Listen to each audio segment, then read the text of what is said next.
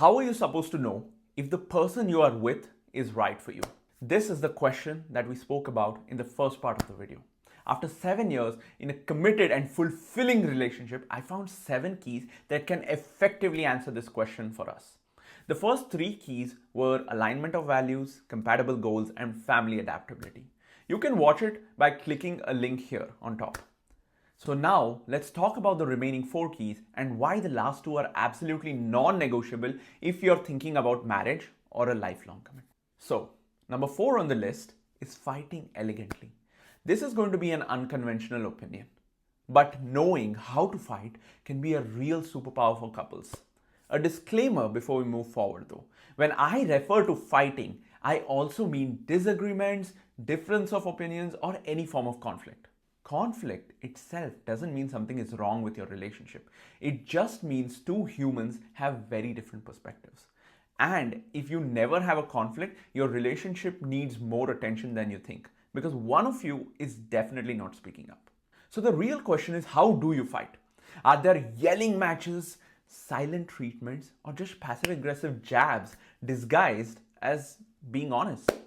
Or is there space to cool off, take accountability, and come back to actually collaborate and fix the real issue?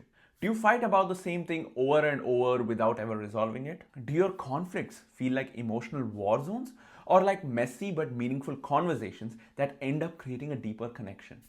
If you and your partner are able to handle conflicts with emotional maturity, this is not your area of concern. Because a conflict handled well actually brings you closer. You get to know more about this person you are living with. And trust me, if you're going to face hard things together, this superpower will be more than handy for you. By the way, if you are unable to stop fighting in your marriage, I've created a free guide with tools that can take you from fighting to falling in love today. You can grab it from the link below. The 5th element confuses so many couples into thinking that everything is going to be okay. Because this key is about how much fun you have with the other person. Just imagine living a life with one person without being able to have fun with them, being able to be silly or be crazy with them.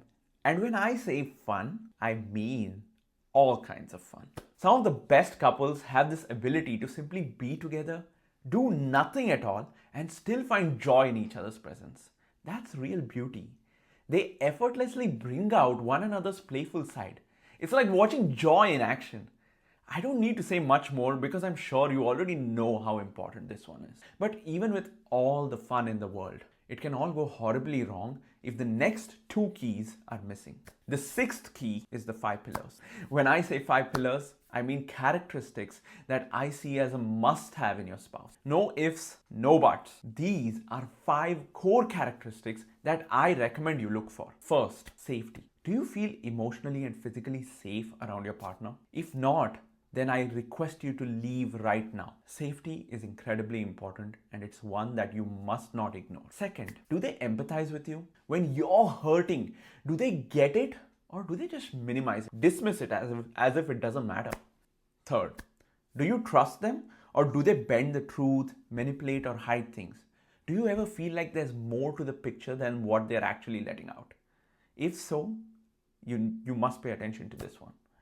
Fourth, are they able to tell you the truth even when it's hard? And I'm not just talking about parts where they mess up. I'm also talking about giving real feedback. Giving feedback with care, without hesitating. Fifth, do they treat people around themselves with kindness? This is a huge giveaway about the type of person you're with. These pillars aren't glamorous, but they are everything.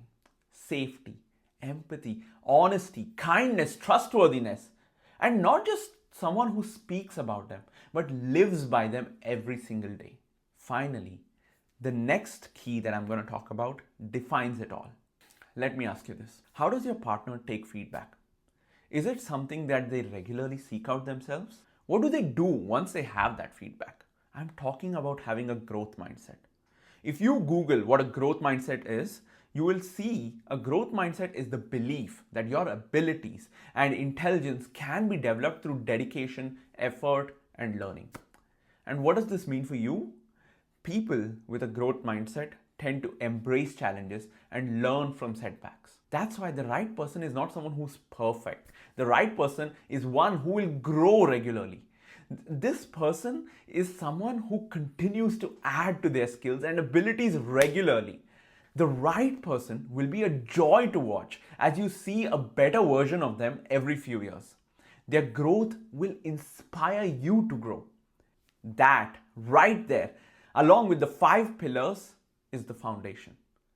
This specific key that I just spoke about can overcome any challenge in your marriage if they are willing to introspect and work on their areas of improvement. You have found a winner. At the end of it all, I beg you not to settle. Be honest with yourself. If you have not seen clear evidences of the keys mentioned before, then you may be with the wrong person. You're looking for a partner, someone who's ready to grow, to listen, to show up and to build. And it's not someone who builds it perfectly, but with the right attitude. And if they're not there yet, that's okay. With the right foundations that I just spoke about, they will be able to get there. When you find someone who is the right fit, you'll be able to run through these keys with the blink of an eye.